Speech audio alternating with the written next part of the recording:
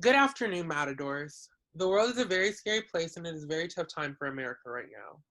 With COVID 19, trying to come to terms with the possible fall semester, acknowledging the lives lost to the infectious disease, and living in times of overall uncertainty, we are once again being faced with the problem of an unarmed black male being killed by those whose duty was to protect and serve. As a black male in America, I am terrified and saddened by where we are today as a society. Waking up and being a target due to racial bias is something that I will never be able to quite stomach. Every time I think to myself, we have come so far, I'm often reminded, seeing so many people who look like me in such compromising situations, we may have come far, but we have ways to go in this journey of peace and equality. I want to share a message with you that my mom shared with me. Until we fix our hearts, address and bring awareness into our homes, no amount of significant change can happen in our world. Be kind, be bold, be courageous. In light of the murder of the unarmed black male George Floyd in Minnesota, and the protests going on throughout not only the United States but across the world, it was important to Rose and I to bring in some key figures at CSUN to discuss these issues, answer questions, and express student concern. Today, I am joined by our very own CSUN Police Chief, Gregory Murphy. Hello, Hi, Police Chief Murphy. How are you? I'm excellent. Thank you very much for inviting me. No problem. Thank you for coming. So, if you could just share with, I think, everyone like a little bit of background on yourself and what made you get into policing. Absolutely happy to do it. I, I grew up, not unlike most people, just focused on the simple things of life, family, going to school. I grew up. I think it's interesting to note this for today's conversation. I grew up in Appalachia, a little sometimes not well known state of West Virginia, and and I had that experience of growing up there. Uh, like yourself, I attended college right after high school.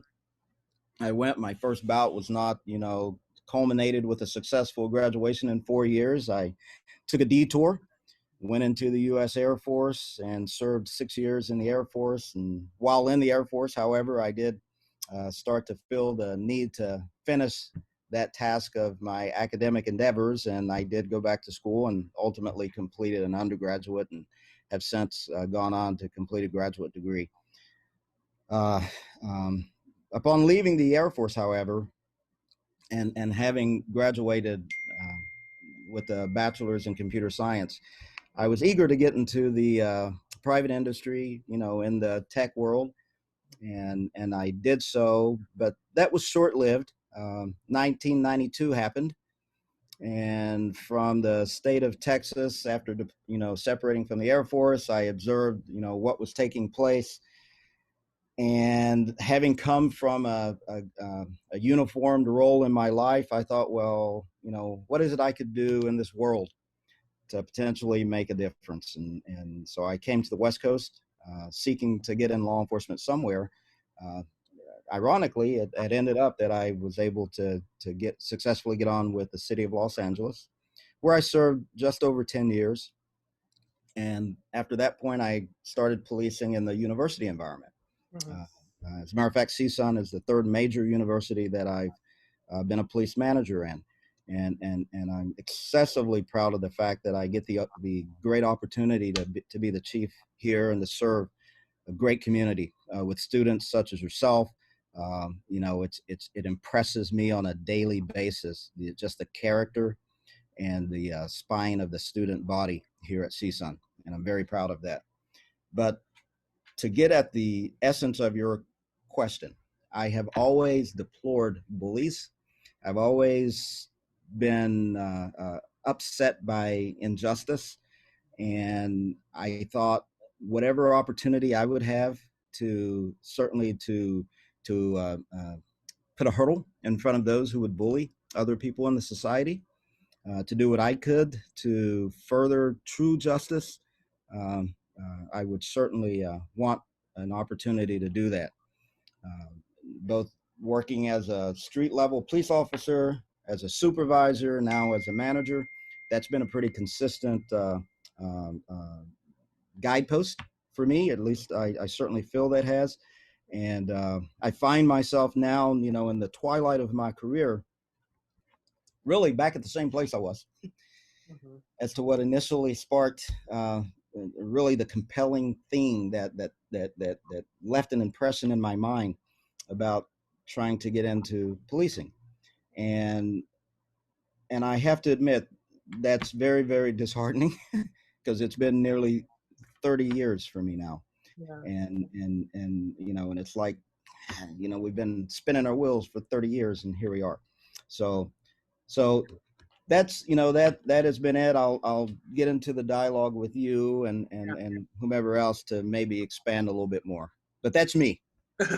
Well, thank you for letting everybody know who you are. I actually had the opportunity to get to know you a little bit better when you came over to the Black Leadership Council's event, and it was amazing. And a lot of our Black students were very thankful for that opportunity. So thank you for making yourself so readily available at any time for our students. I think one of the major questions for a lot of people is really to just like dive in to the George Floyd incident and talk about what do you think like happened, you know what I'm saying? Because I think as civilians and as students we can see something one way, right? But then I think as the chief of police you're trained, you understand the different tactics and measures that officers use. Can you just share a little bit about that? I'm happy to do so. I'm flooded right now mentally with where to start. Right. So let me start by saying, in most cases, the caveats that you've provided for me there, I would say would be true. There would be something that the eye of someone who's been in the business for 30 years would discern from an incident that those not well versed in the particulars of it might not necessarily pick up on the nuances. Um, but in this case, I have to say that I probably am confident in saying that I saw the same thing that what you saw Yeah. and what everyone that you're referring to saw. And just so there's no misunderstanding on where I stand on this, what I saw was a citizen of the United States Yeah. unmercifully, in my opinion, murdered in the middle of a street Yeah. by those wearing a uniform that's supposed to represent the same thing that I am wearing. And quite frankly, there is nothing that is more of an injustice than that. It's, and I could run down the litany of things, and far too often, I've seen where there's situations where folks say, well, and I'm talking about folks wearing the uniform, Mm-hmm. say, well, there's what took place before the video for what you saw, things that took place after. None of that matters. Saw what I saw. There's enough time there. I can put aside adrenaline, flush of adrenaline. I can put aside a flush of anxiety and emotions that a police officer may have in a heightened situation like that. But certainly, given that amount of time, all of that stuff has to go, Right. and there has to be a redirection of the efforts that has taken place there. And just so you know, um, in my experience with the city, I had an opportunity to preside over the Office of the Investigation of Use of Force Review, Mm-hmm. and I did that for a couple of years, and the capacity, or the volume rather, was about 2,000 incidents over the course of a year in the city, and that I had the opportunity to read through, process, present to my chief at the time, and there would be an adjudication as to whether this was an in policy, not in policy, tactics training, and all that. And so I say that to set the foundation for this isn't the first time I've looked at or thought about a use of force. Right. Uh, I've done it in several capacities. I also, for a number of years, in my interim policing in the university systems, I sat at the California State Peace Officer Standards and Training, where I managed I managed three regions of the state over my time there, and had an opportunity to sit at the state level in what is essentially a think tank about training and selection standards for the state of California. So I've done a lot of study, I've done a lot of review when it comes to a spectrum of police matters, one in particular being a use of force. Right. And I can tell you, I don't practice Minnesota law enforcement. I don't know what techniques are applicable there or allowed there or what have you, but I do know this, that whatever techniques are applicable, I don't think anywhere in the country do police street level officers have the ability to be judge, jury, and executioner all in one fell swoop. Right. So there comes a place, even if I do something as simple, and we're talking techniques now, if I do something as simple as a wrist lock to try to gain compliance on a non-compliant individual, there are limits to what I can do. I can't just sit there and break someone's wrist because Right. it's a approved trained technique. There are limits within the technique. If I put handcuffs on someone, I can't crank those handcuffs down so tight that it cuts the circulation, creating a pain to the bone structure in the wrist, just because handcuffs are approved piece of equipment. So there's still the responsibility of the individual to enact the appropriate degree of whatever is approved. So if those want to come back to me with, well, in Minnesota this is an approved technique, okay, that's cute, Mm-hmm. but it doesn't change the responsibility of the police officer to use the minimal amount of force necessary to achieve whatever that mission is. Right.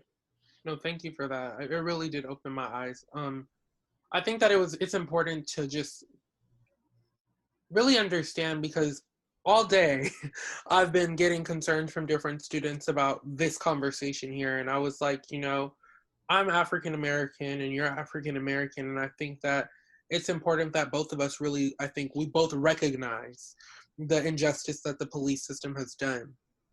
Do you feel as if, in your experience, that you've worked with officers that maybe target Black people, or is there this stereotype of we need to apply more force to Black people because of whatever reason? Do you know? Unfortunately, I have to say, in my opinion, it's a deep-rooted cultural thing across our society. For sure. You know, I've toiled with this, obviously, long before this past week, and you see it play out, for example, in the scenario that took place in Central Park that involved a citizen, and the scenario that took place way back 10 plus years ago with Trayvon down Right. in Florida, where in addition to police officers, it's unfortunately, in my opinion, woven into our fabric. And then when we select police officers out of that same fabric, unfortunately, we pull a component of that into our arena. And then that's where it lands squarely on the shoulders of folks in my position to identify it within the organizations and make it so uncomfortable within the organization that they leave, or we remove them. As you know, I don't know the history of this particular gentleman, Right. but if I were to discover that there were a track record that led up to this, it would not surprise me. Right. Rarely, and I base some of that on my observation of the individual from the video, because I've been in the business for 30 years. I can't imagine a situation, and I'm thinking of one of the most atrocious things I could respond to. Let's say a person had killed their infant children and their entire family, and they're now trying to evade arrest, and in that process they're fighting me to evade the arrest. With all of those factors in place, I can't think of a situation where I would be as resolute in administering my force technique as what I interpreted appearing from the officer involved in that. And additionally, the other officers around, um, there's so much time there Right. that those officers, in my opinion, should have had some action toward the individuals. Of course, it appeared to me that two others were assisting and holding down. So certainly they're not going to help to stop the main actor here. But certainly the ones that are not, in my opinion, should have. To me, the thing that establishes that is the fact that you have 8 minutes. That's a long time in a fight type situation, a situation like that. And not that it would have been any better, but if initially he would have taken that position and, for example, and I hate to be so graphic, but created a fracture that created a sudden death, maybe I could say, well, it was accidental, it was overzealousness, what have you. But there's no accident in 8 minutes, and so that's what I find troubling. And since you've got me on the soapbox, another common thing that and I understand frustration, because you'll often hear, well, what training, do we have? At some point, this gets beyond the issue of training. Yeah. This gets at what you mentioned at the onset of our session here. You talked about, your mother talking about the heart of an individual.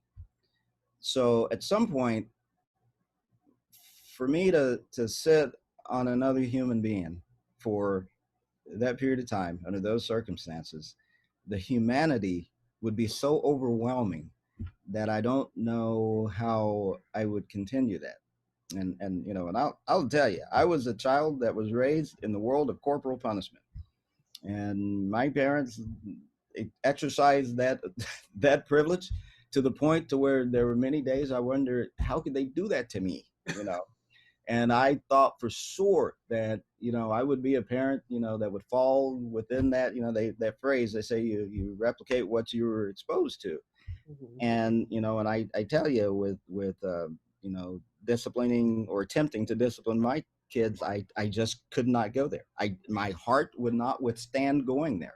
So I don't understand how one can be so void of humanity, of compassion, and so when I tried to resolve in my mind any circumstance that would cause me to basically carry out an act like that, I tell you, the only place I can come back to is, I just mentioned my two kids. I think if someone did something to my two kids, that might be a situation where I would sit there that long on someone, given an opportunity.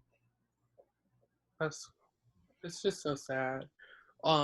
Everything that's going on in the world, it really is like, it's just crazy to like think that people are really like bad people. I was watching the governor, and he was talking about his children's response to it, and they're not Black children, but their response was, good guys are supposed to be good guys, and the bad guys are supposed to be bad guys. It's that simple. And so it was that, to me, just like really broke my heart. I want to This go. would not be this, but this should not be offensive only to Black children, only to Black people. This should be equally offensive to everyone. And quite frankly, and I've said this for years, sometimes I wonder if everyone understands that oppression to a particular single group only emboldens oppression. Yes. And even if carried out to its end, you're still going to be left with a society that is now fully conditioned in exercising oppression. Exactly. So you get rid of that one group in total, it's like a roulette wheel. Is your group the next one? Right. Because that becomes the way of the society. And unfortunately, I feel like we're edging that way. My concern, though, is for students like yourself. My words to you is,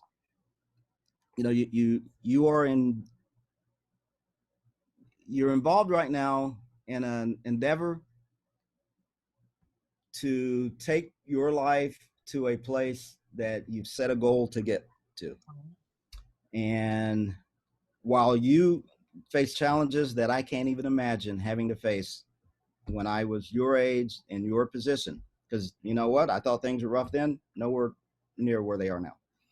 Um, whatever I can do to encourage you to remain focused on that goal, but still address the other things you have to. But above all, learn to multitask it, but learn to not lose focus on that goal, because there are elements who their greatest win would be if if folks lose sight of their goal and fall short of it. So keep those efforts going as well. For sure. Another question that students brought up was that I guess at CSUN, I just found this out today, our policing budget is very high. And so a lot of the students were very concerned because they're like, why do we fund so much policing? Why do we spend this much money on policing? So I just found out that we did spend, a good amount of money on policing. Would you be able to kind of explain where that money goes towards and what it goes towards and the different programs within policing that it could go towards, whether that means working with students to become allies with the student body or figuring things out like that, rehabilitation, anything? Absolutely. So the bulk of the budget goes toward the salary of the staff that work here, and other portions of it go toward, especially since my arrival here, the technology to provide security, and to, quite frankly, to try to be a force multiplier in our efforts to keep the students safe. And I have to refer back, because this is one of those unique times when even just the use of the word force bothers me, Yeah. given the umbrella that we're currently under. But remember this, my intent, and certainly the intent of the CSUN DPS, is that we are here to provide a safe environment for you, the students, to learn, for our faculty to conduct research and to teach, and quite frankly, for other staff members who have a similar goal to perform their task, all about the experience that you, the students, have here. Right. You know, we exist to ideally, be a resource for students who sometimes there are trying times that you may encounter. Unfortunately, we occasionally have situations where you can have folks come to the campus that might be malintended, and we would hope to have a fast response. Once again, all for the protection of the students that are here to get an education. So, it's I hear what you're saying. It gets at the issue of that heart of the matter, and the unfortunate thing about actions like we saw this past weekend, like we see almost every week, is it becomes more and more difficult to resolve in everyone's mind. You know, what good is this when these things keep popping up? And I can't, unfortunately, and I can't necessarily separate myself from the fact that an individual wearing a uniform that's supposed to represent the same thing is what has us sitting here having this conversation. So it's you're spot on asking that question in the way that it was phrased. Thank you for that. I think another question that students were bringing up was the fact that they feel that sometimes with DPS at our school, that there's more attention to students who are on their skateboards than there are. Can you hear me? Oh, yes. Yeah. There's more attention to students who are skateboarding around campus than there are to students who are actually doing criminal activities. Would you be able to speak just a little bit on that as to why why you think our campus takes skateboarding a little bit more seriously, or if it does, than the different calls that it gets throughout the day? Yeah, I mean, I can understand that statement. But I can also say factually, we don't take skateboarding more seriously than we do, and when you say committing other crimes, I'm assuming if someone's hurting someone, you Yeah. know, that absolutely is not the case. You know, the chances are an individual is more likely to see someone skateboarding on a regular basis than they are to see someone engaged in a criminal assaultive act, Right. generally. And what potentially could leave an impression is, well, hey, every time I see the police officers, this is what they're doing. Right. And so you know, it's not unreasonable, you know, for that to be a frustration. And especially if you've had, you know, say for example, you've had a laptop stolen, Mm-hmm. you know, while you're studying somewhere and you get up for a brief second, or you've had a bicycle stolen as you've gone to class, and then, you know, after having your laptop stolen, you know, you're walking back trying to figure out now, you know, how are you going to deal with, number one, getting another laptop, number two, all the work you've done on your previous one, and then you see, you know, one of our officers, you know, encountering someone on a skateboard. Right. That's not going to be a good environment. But the reason that we address the skateboard piece is because of the safety factor. I mean, it's that simple. Uh, you know, equally, I get as many emails, calls from individuals telling me that they were, you know, I don't know if it's exaggeration or not, but they were almost killed by a skateboarder. Mm-hmm. You know, someone, and I've seen folks skating down the ramps off of Oviatt, and you know, you can get some pretty good speed on that. Uh, so you know, it's a balance in one way, but in the other aspect, it is a component of safety on our campus. You know, it creates an unsafe environment if there is an undisciplined and without regard exercise of skateboarding at high speeds through crowded areas. And so from a safety aspect, we will always look at that. From a criminal aspect, we investigate everything that comes across our desk. For sure. Can I ask a question? Well, of course I can. But I guess my question would be, how often do our CSUN police officers go to maybe school events that we have not in uniform to really build that sense of community? Because I think something that's missing is that it's like police bad, you know?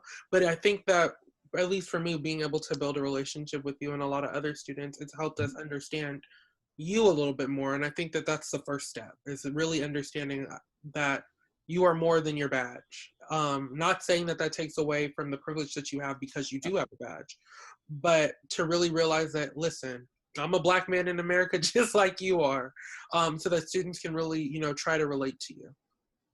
Yeah, you know, we have programs that we specifically created to try to enhance the engagement. As a matter of fact, that was my hue and cry coming in here, was engagement, engagement, engagement.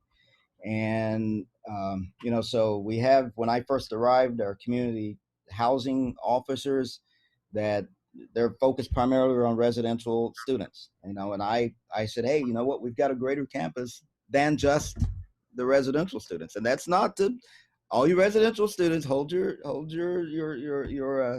spitballs at me here, but it's to involve everyone on the Right. campus. And so I have heavily encouraged that. And you know, whether we appear in uniform or not, in great part, if you set up a session or a meeting and you have that request, please make it explicitly, and we'll try to find a way to accommodate that, because I fully can appreciate in our environment that, you know, sometimes, you know, the uniform is just not the right thing. You know, it just isn't. Now, there are times when I will elect to wear the uniform on purpose, because I I do want to get to a place to where the uniform.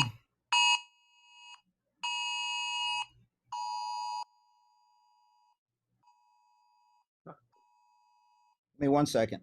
Yeah, it's no problem. Yeah, that's just the alert about tonight's curfew. Mine's is coming soon. Yeah. Is that, you know, so that the uniform in essence would become transparent. Right. Uh, because I think if we can ever get to that place, then that will be a testament in and of itself. Um, one of the things that I have done since I've been here is I've gone with the command staff on Fridays, and I know given our current situation, no one really knows one day from the other anymore.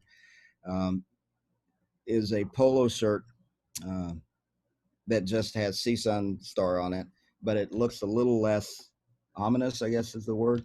Yeah, Uh, and a little more approachable. But certainly, one of the things I was hoping that would be a product of our meeting today was to have some action items of things that we can look at concretely and tangibly yeah, looking at going forward. And I would certainly like for this to be one of them. So for you and the listening audience, anytime that either if it's on our behalf or on your behalf that we have an interaction scheduled, let's raise that issue about uniform or not uniform, and let's see what works best for you, because really I am your chief, and I'm here as a resource for you. So right, it's important that I'm able to provide that in a way that, quite frankly, that you want to receive it. There are times, it's with what's going on around us right now, uh, we're most likely going to be in uniform because we don't know what aspects of that may turn violent, to which we would be forced to respond to it. right. But but but certainly, if we ever get back to a place that looked somewhere like it did in the end of 2019, Mhm. uh, uh, I I absolutely am open to and will commit to. We can find arenas and forums whereby we can interact and we don't have to be in uniform. I I think that one thing that might be important for students, and I know has been expressed to me, is the fact that when you all show up to the protests that they have on our campus, sometimes they feel as if it's like being policed. I'm wondering if you all ever know what you're going to when you go, at least when it comes to protests. Like I know we've been having the ethnic studies march, and we've been having just a lot of different things that are around ethnicity. Do you all know what you're going to when you go? And are you open to attending maybe the teach-ins that they have so that you can see which students will be attending and what they're working on? Oh, absolutely. Yeah. I mean, we try to know as much as possible as we can. But certainly, if we can expand any channels of communication and get a greater level of involvement, absolutely. I mean, please, reach out to me. But I'll say this. I feel like I speak solidly on this, Mm-hmm. not just me in the department because I'm a black man, but I feel comfortable that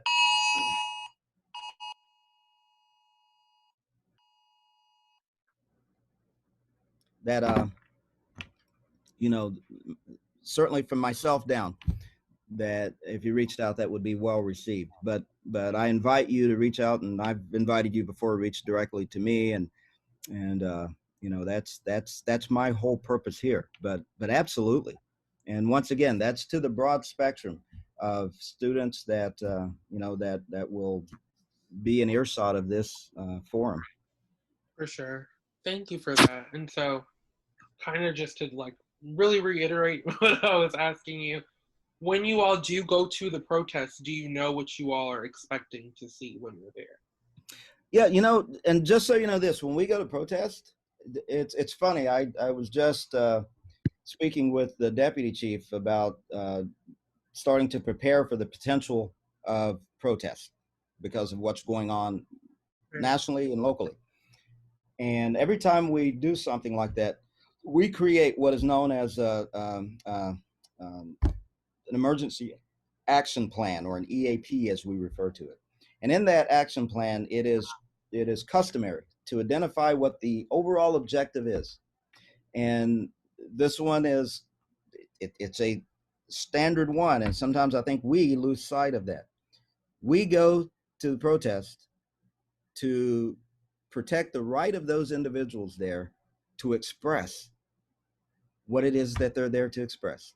Mm-hmm. That is it. So that if there's someone in opposition to that, that there isn't a conflict that creates a physical violent situation, For and that's our worst case scenario that we would hate to see play out in any demonstration or protest.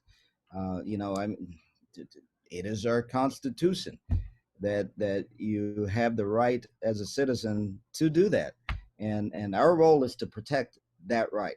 Um, you'll often find that if you know invite us to these planning sessions, that our first question will be, how can we help you achieve your goals? Right. How can we ensure that you know that your route of travel is one that in essence is provided and cleared so that you can do so in a safe manner. Uh, you know, that's really our goal. Like I said, I've been on 3 major campuses, and I've seen, you know, some protests and demonstrations that become very undisciplined. And unfortunately, in a few of those situations, the result have been, you know, significant and serious injury to students by, you know, unsuspecting other individuals in our society that may not even be aware that this thing is going on. Right. And so you know, that's the worst case scenario, and all that we can do to avoid that is what we want to do. You know, our goal, consistent with what President Harrison says all the time, is the student experience. And you know, when you leave CSUN with that, you know, wonderful piece of paper under your arm, you know, yeah, I want you to have a memory of, you know, DPS and Chief Murphy and the command staff and the officers and Daisy and Tank.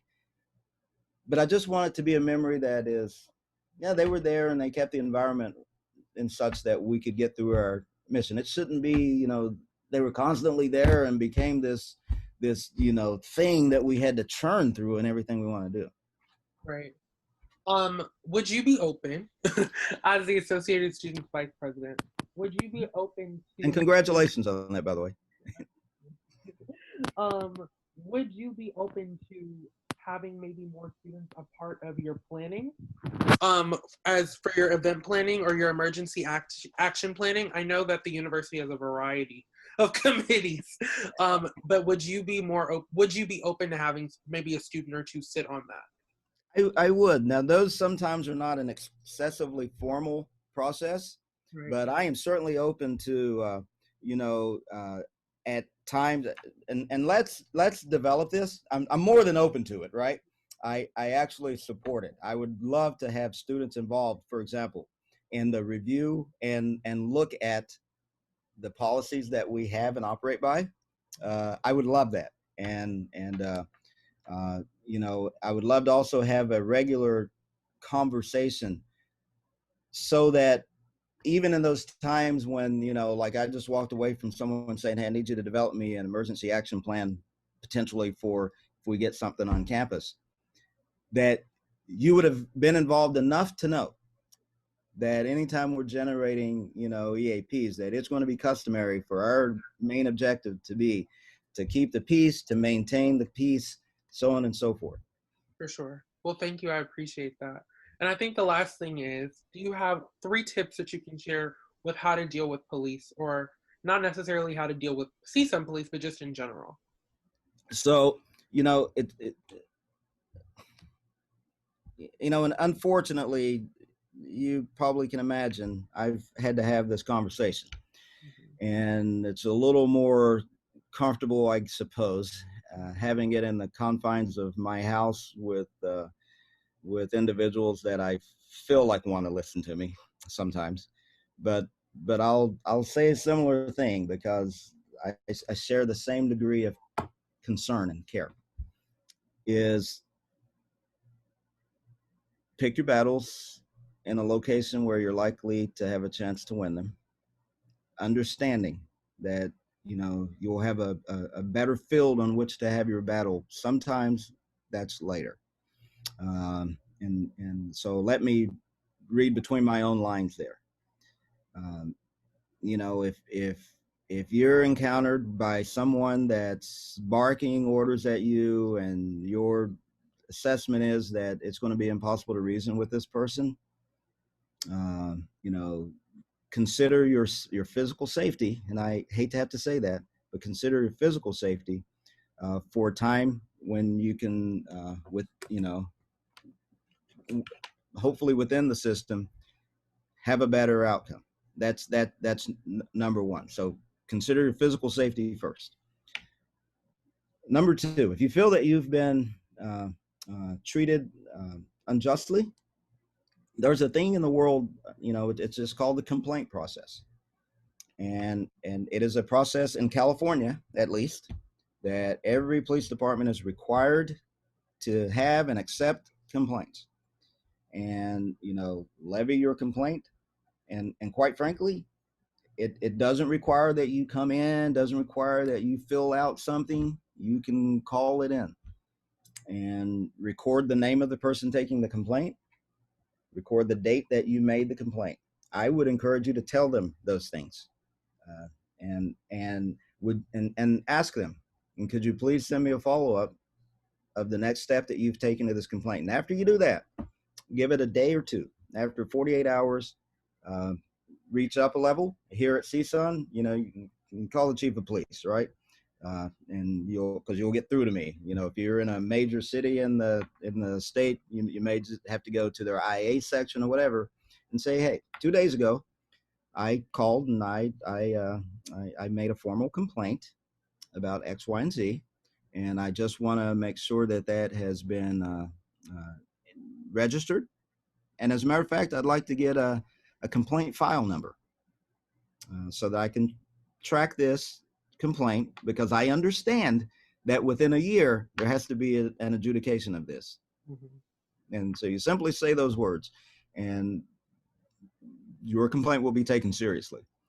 And whatever process they have, let it play out, and they will come to an adjudication of it.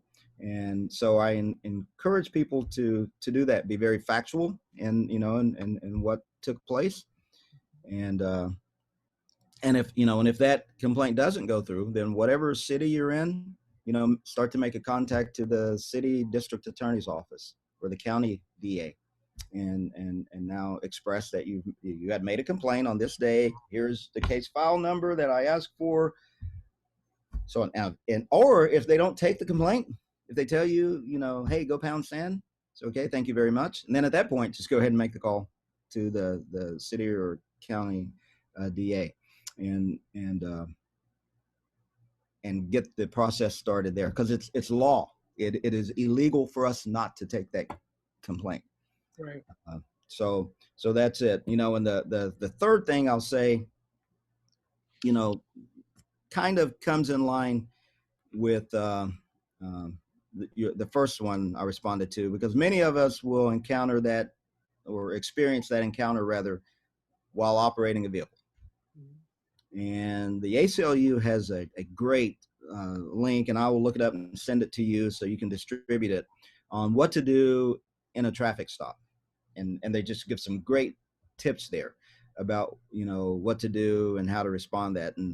And I'll say, but then following to the formation that I talked about at first, about, pick your battles, unfortunately, and have it play out there. Now everyone, has a phone that records stuff or whatever. If you get pulled over and hit your video button, set your phone on the dash, right? If you get the opportunity to, and the officer comes up, either tell them or not, that you have your phone there and it's recording. Shouldn't have any opposition to that. Most agencies in the state are wearing body cams anyway, so we're all recording stuff, right? I'll share some experiences I've had since I've been a police officer, that I just to share with you that there's no escape from the world that we live in. And I was once on a flight back from actually, in the time I was living in the Sacramento area, and I'd been down in San Diego. I was flying back up, and there were a couple of gentlemen 2 seats ahead of me, just creating ruckus the whole flight, and they were not listening to the flight attendant. And I happened to be the only black man on the plane that day. And the flight attendant several times asked them to, turn the laptops off. They didn't. And anyway, that I watched this all go down. Flight attendant goes, tells the pilot. Pilot says, "Hey, when we land in Sacramento, please keep your seat for a minute. We're going to do something different." I knew what was going to happen. We landed, all of us remaining seated. Of course, those two stand up. The flight attendant yells at them. On comes two sheriff deputies. Flight attendant whispers at the front of the plane into the deputy's ears. The deputies start walking back down the aisle of the cabin. And, I, like everyone else, I'll watch I'll be entertained by a show like everyone else. I'm like, okay, I'll see how this plays out. The deputies walked right past the two individuals, totally locked in on me. And I looked at them and said, "Are you kidding me?" I said, "Surely, the flight attendant told you what seat." And then his partner reached up, pulled him back, and focused on the people that were called and complained about. The reason I mention that story is because it gets way back to the beginning of our conversation. What it underscores is in our society, there's just been a conditioning that people in our society are just prone to have suspicions that unfortunately oftentimes point to those that look like me. And even with information on board, sometimes that information gets overridden by probably a lifetime of just cultural infiltration. So many messages from every arena that's the case, and we have to live with it day in, day out, every time we exit our house until we return home. And so so unfortunately often, when we're now encountering situations with law enforcement, that hasn't changed. And I'll say this, and unfortunately sometimes, even if the officer coming up to your window looks like me, we're still subject to some of those same kind of deeply ingrained biases. Yeah. Well, I want to thank you, Police Chief Murphy, for joining me today. Thank you. I appreciate it. I really do look forward to working with you this year. I know that the students are going to be on top of the little idea that I brought up. So we'll definitely be in contact. And thank you so much. Absolutely. Thank you. Absolutely. This is why I am here. Awesome.